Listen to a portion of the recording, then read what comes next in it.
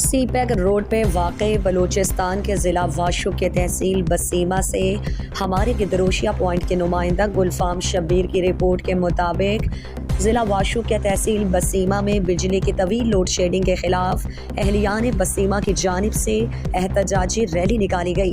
Rally मुख्तलिफ शाहराहों से होता हुआ मेन चौक पहुँच कर मुजाहरे की शक्ल इख्तियार कर ली। मुजाहिरीन ने कैस्को के ख़िलाफ़ शदीद नारेबाजी की।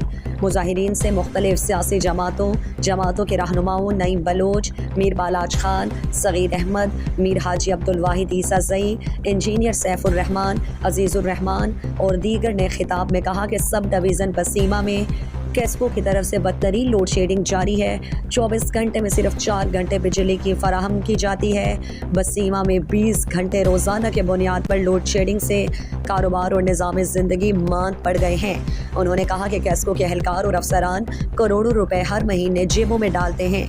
बसीमा में कैस्को के मुलाजमीन ने अपने लिए प्राइवेट मुलाजिम रखे हुए हैं जो आवाम को दोनों हाथों से लूट रहे हैं। प्राइवेट एहलकार बिजली सारिफिन से बिलों के नाम पर रकम वसूल करके अपने और अपने अफसरान बाला की जेब गर्म करते हैं।